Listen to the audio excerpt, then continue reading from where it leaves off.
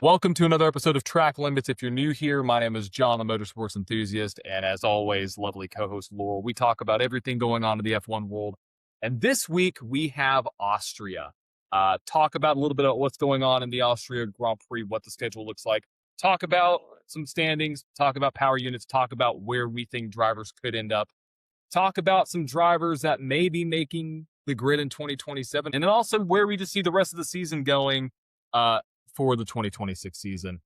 But first off, gotta say, Laurel, glad we're back on the show again. It's Yes. been a second. How have you been? It's been a lot of work, super busy. But I do what I love. I recently got to photograph NASCAR at Michigan International Heck Speedway for yeah. A2IL, and Heck yeah.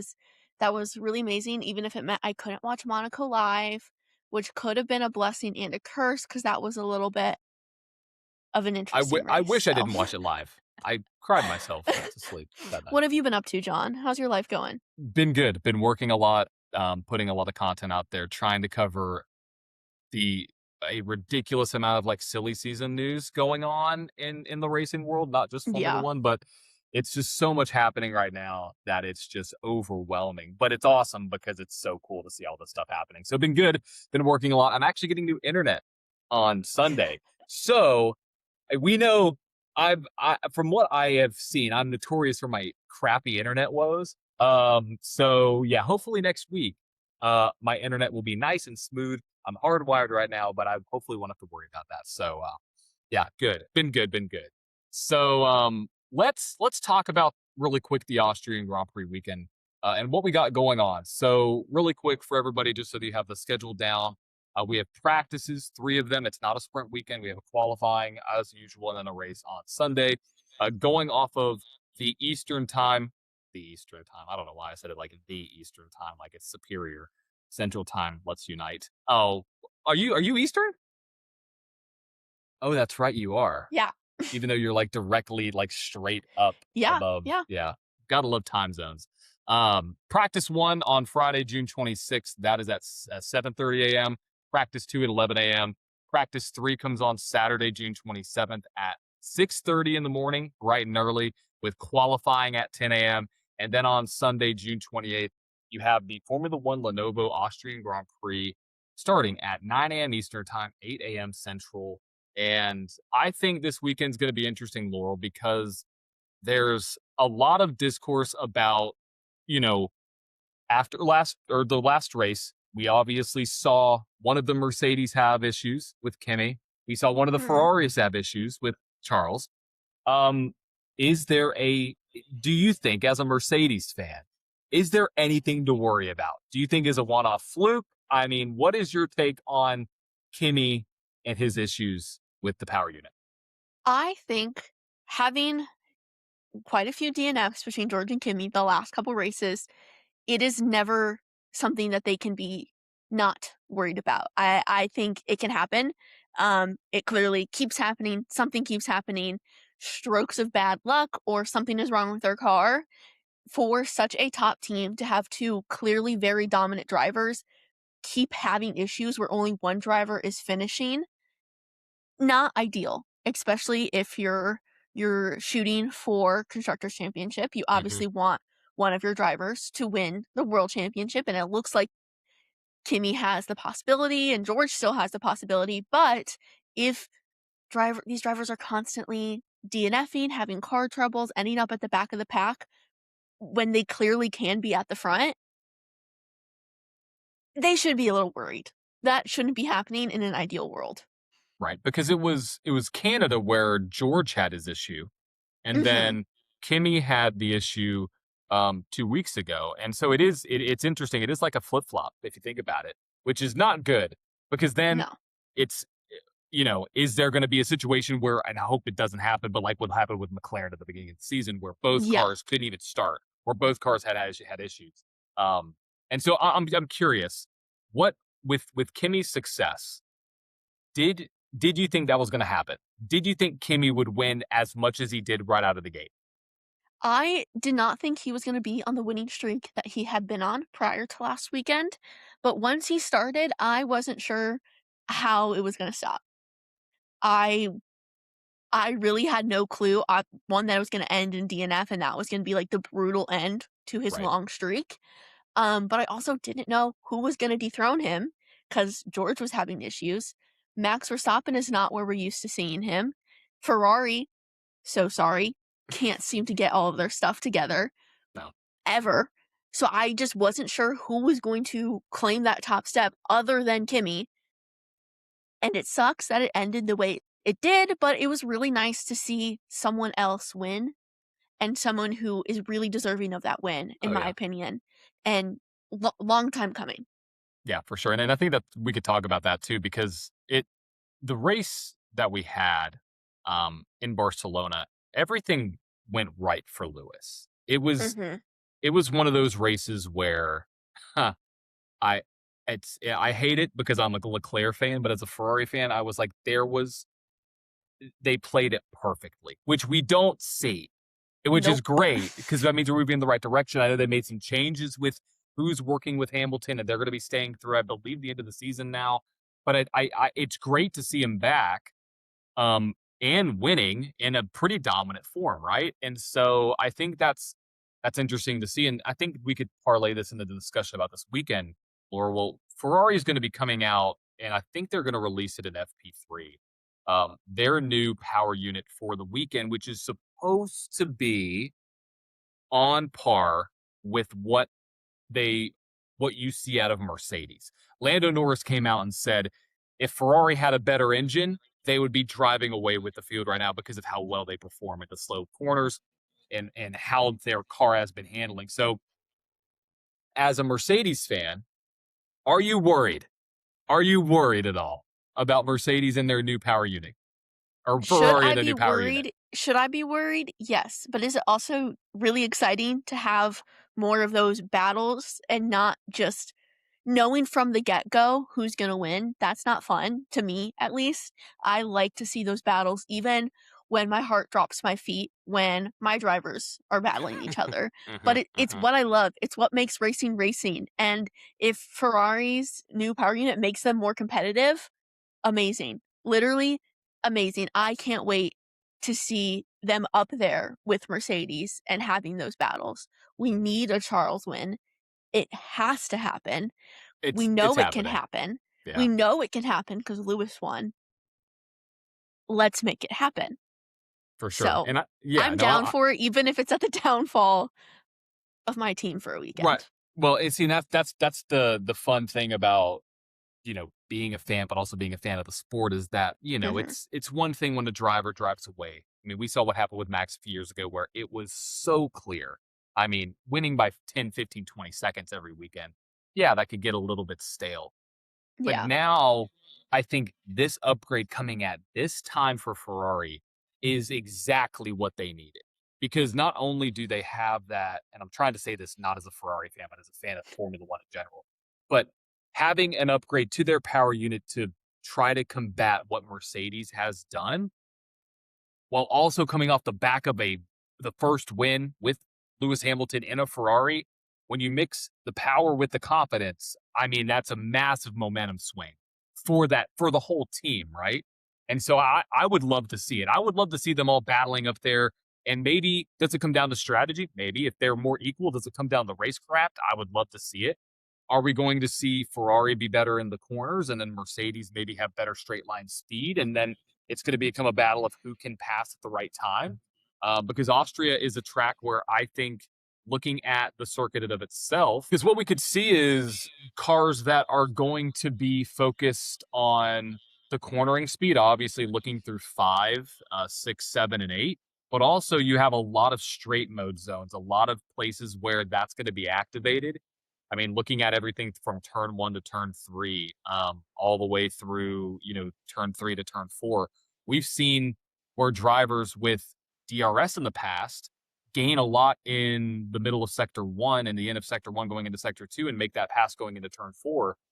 I think that this weekend's going to be awesome. I think it's going to be a fantastic weekend for racing with I mean, obviously, it's going to be really hot because we could talk about that too.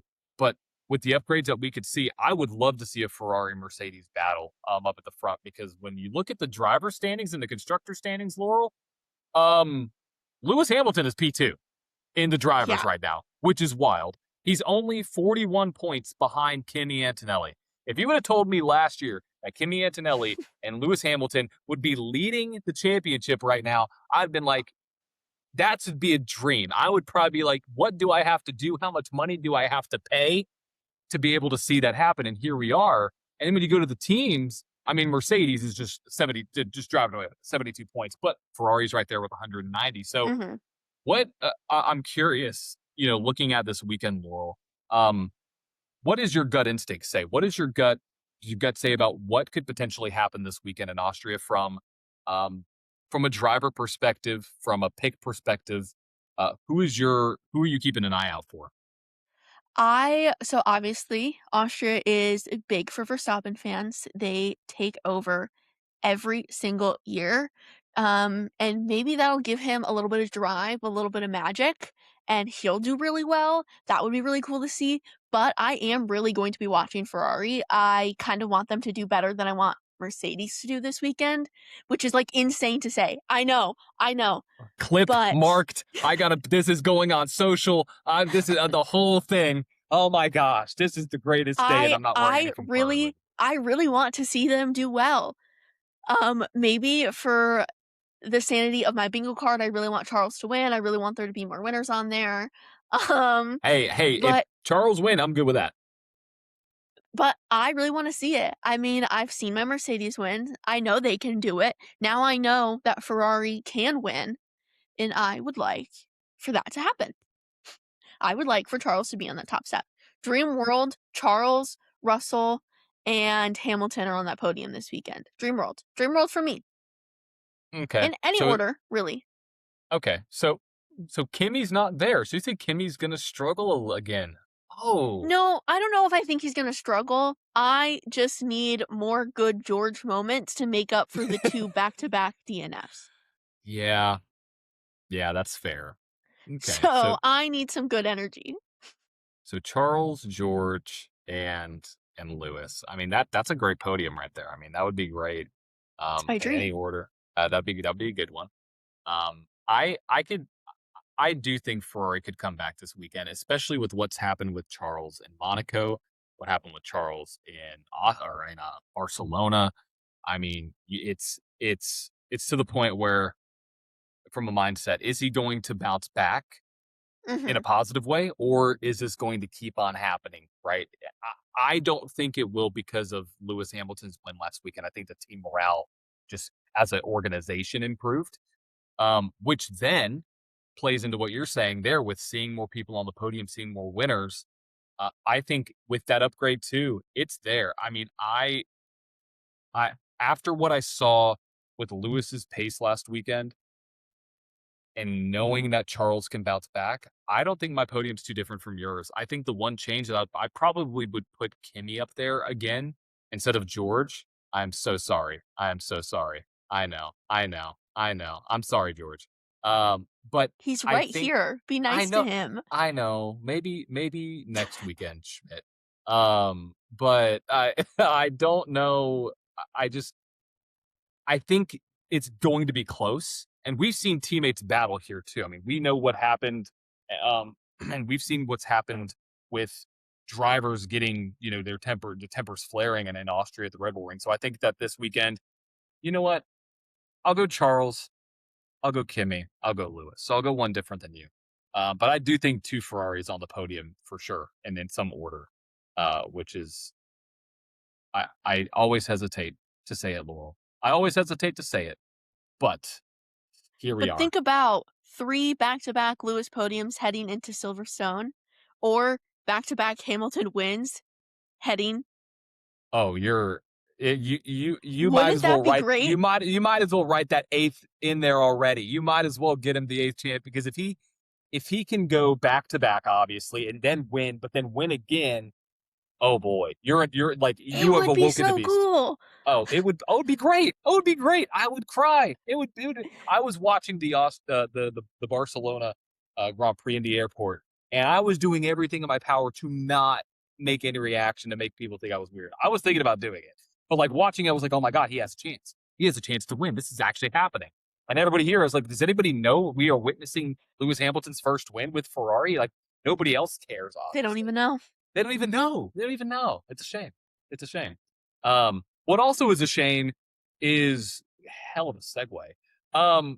We could see some drivers mixing it up next year when it comes to where drivers will be and what could be happening with maybe somebody in the Red Bull team of things and Racing Bull side of things. But we could see Nikola Teslov possibly been rumored to replace Liam Lawson because apparently he's been guaranteed a seat in 2027 is the rumor Yes. Yeah. right now. That's the So rumor.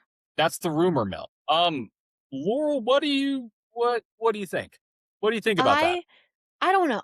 I honestly, I don't feel the best about it. I love Nicola. I've followed him for a little while, and I think he's a really talented driver.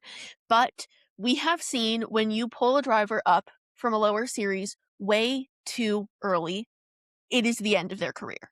It is really, really hard to come back from because they expect so much out of them and they don't deliver because they're a rookie and they've never done this at such a high level before.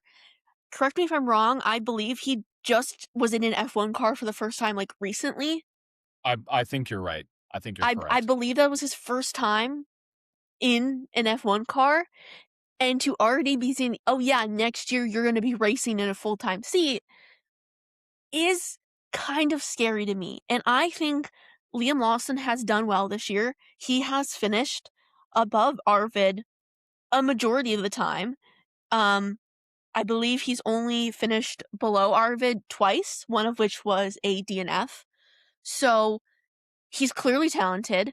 I guess the rumor kind of goes if Max Verstappen stays, Liam Lawson kind of gets to stay or gets to leave. But if Verstappen leaves, Lawson gets to stay and you get Nicola. But I don't know if this is the year we're going to see Max leave. And I Uh, would rather yeah, Nicola stay as a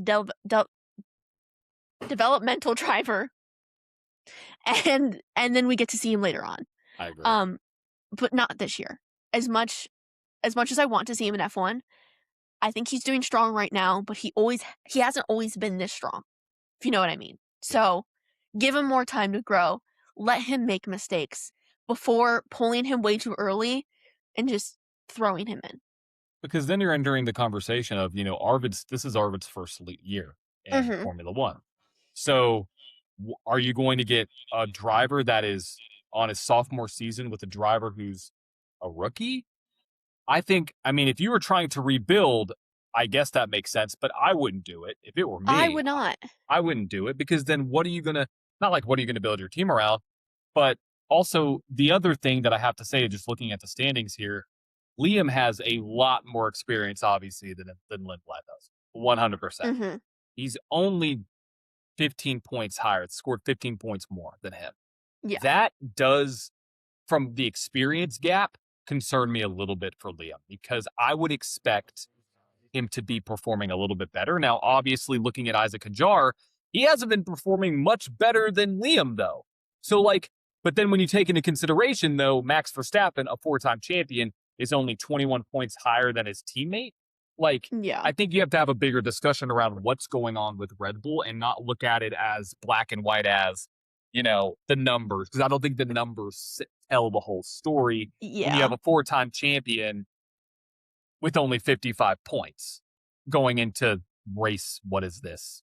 7, 8, Yeah, I think it's round 8, I 8. believe. Yeah, because Yeah. of the 2 canceled races, it is 8. Yeah, it's 8. That messed me up too. I was doing math the other day and I was like, oh yeah, we're 10 races in. I was like, wait a second, Nope. there's no way Yeah. we're 10 No. races in. Like, there's no way we're that close to half of the way through the season. I was like, oh wait, we had 2 that didn't Yeah. happen. So I'm right there with you, Laurel. I don't know because if he is guaranteed a spot, somebody's going. The question is, who do you Who? boot? I don't think you boot Arvid. I don't think you could do. I don't No. think that's fair to him. But I don't think it's fair for Isaac being the first time he's been in the Red Bull. I don't. I mean, it's kind of a tough situation all around. I mean, Liam might get the short end of the stick because he's been around for a second, and I just don't think you boot a a rookie driver with Arvid, it's a sticky situation they're getting themselves into. Yeah. But I think they have bigger fish to fry with how well their performance has been. Yeah. It's been I very lackluster. I would love to see Nicola in the car more before they make that decision. Yep. I think something that really helped Ollie and getting him in the door and getting people rally behind him in his F1 seat was unfortunately when he had to step up and cover and was in a race and scored points on debut. Right.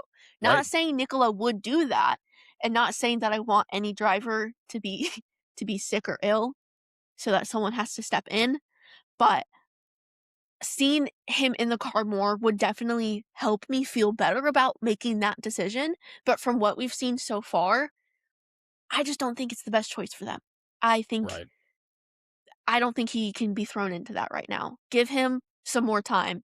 Please don't ruin another rookie's career because you got Right. overzealous. Right, exactly. It's almost like it reminds me of like the first pick of like the NFL draft or the NBA draft where like you have the best player going to the one of the bad team and it's like how many Yeah. times are we going to ruin the pick's career? I'm curious what in your opinion what needs to happen with these guys that are extremely talented coming into Formula 1, like what in your eyes would be the best way for them to prove that they can be in a seat? Like what would be the fix? I know how important practice is to these drivers that are racing. But if you really want to develop your team, in my eyes, obviously, I'm not a driver. I don't know anything that goes on to the technical side. But if you want to see these people in cars before you sign them and you want to know that they can do well, you actually have to put them in the car. Not just throw Mhm. them in a simulator, not just look at how they're doing in their current F2 or F3 car, whatever it may be. We need to see them. Phew. Bless you. Ugh. I'm allergic to rookies ruining their career from getting pulled out too early. That's just what it See, is. that's it. That's it proves the whole point That's right what there. it is for sure. But no, I think obviously from a fan perspective, I would love to see some of these rookies in cars more before we make that decision. Mhm. And I would even go as far to say is there are some other F2 drivers that I would pull before Nicola. Okay, who I would you pull? just Who would you pull? Now we're on the okay. discussion. Who do you think? Because I mean that's a I great discussion piece. What do you Yeah, think? I think Paul Aaron is a next level generational talent, right up there Mm, with Kimmy. I think he has the skill, the drive to have that. I mean, he finished P6 in FP1 when he was in testing. And I just don't think I see enough people talking about him. I see some discourse around him, but I would pick Paul over Nicola. And that might be a hot take, but I don't know. Like, well, Paul will be in FP1 this weekend. It looks like it'll be his run it seventh back. FP1 appearance. Um, Most recently in Like, Barcelona, where like you said, he was P6 on the yeah, sheet. And he'll P6 be in in. an Audi.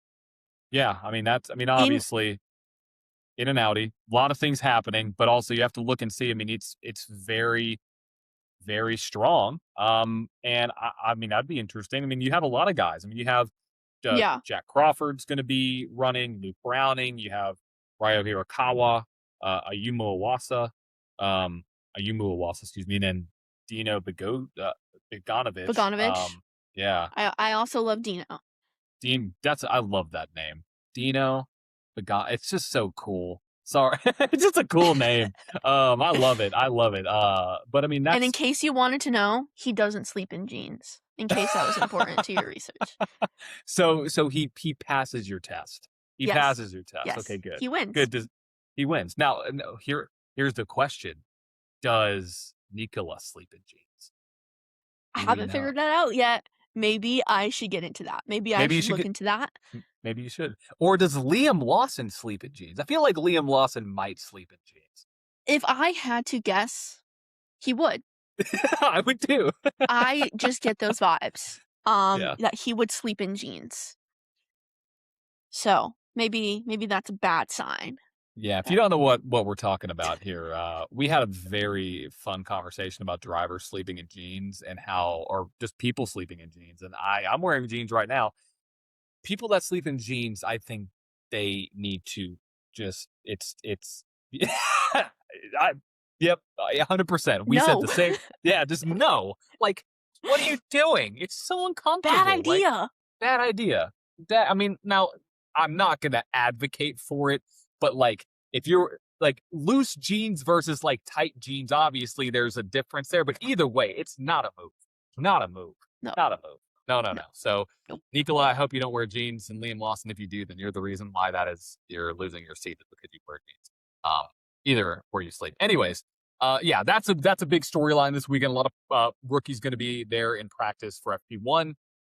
Ferrari is going to be introducing their new power unit, like we mentioned before.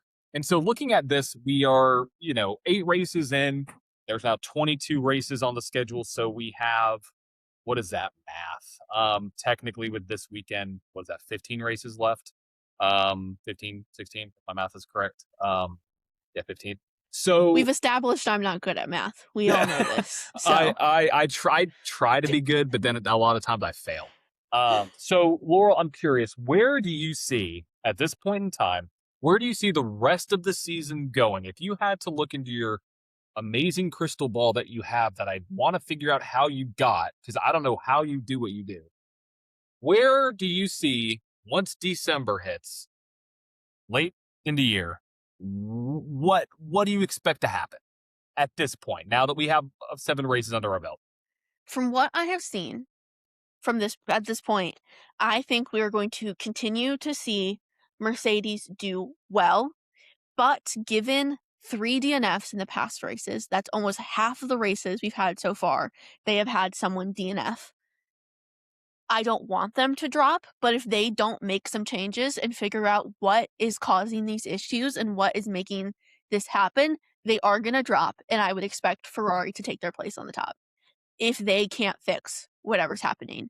I think we have McLaren and Red Bull drivers are both 3rd and 4th when it comes to constructors. They're 3rd and 4th, and then we have them in 5th, 6th, 7th, and 8th, I believe, in Mhm. the constructors championship. Yeah, I think they're gonna flip flop around a little bit. I think McLaren is strong, but they are not strong enough to get to the top, especially not if Mercedes is still up there. I don't think they can surpass Mercedes even with some reliability issues. So I think they're gonna stay in 3rd and 4th, but I think we're gonna see some pretty consistent levels when it comes to the Constructors' Championship the rest of the season. Um, I don't see any teams that are underdogs coming up right now. I So don't think we're gonna you see no Racing Bulls, no Liam Lawson world champion? I don't think we're gonna see Lance Stroll anywhere near the top. I don't think we're gonna see Bottas anywhere near the top if I had to guess. It's really I don't think that's gonna happen. Um, unfortunately. I would love to see Audi do better, and I would love to see, some of the Haas boys do better. Ollie is really good. He was started out really good, and he's had some unfortunate luck and has dropped a lot in the driver standings as of Mm. late, which is not ideal. But I think who we see P1 through 8 in the drivers' championship is who's gonna stay there. I don't think we're gonna really have anyone infiltrating the top 6, top 8 people. Um, I think we know who's doing good, and it is not Audi, it is not Cadillac, and it is not Aston Martin. Mm. Yeah, it's rough. I'm looking through. I just went through almost all the while you were talking, as you were going through some of the drivers and Yeah. teams, and it's rough when you half your season you're DNFing, which is Yeah. Cadillac, which is um Aston Martin. And then when you look at the top of the field, I mean, obviously George has had a DNF, Kimmy's had DNFs, Mhm. Charles back to back DNFs. And there's an interesting statistic. I just did the math on this. If Charles didn't DNF, he's averaging right now about 15 points a race.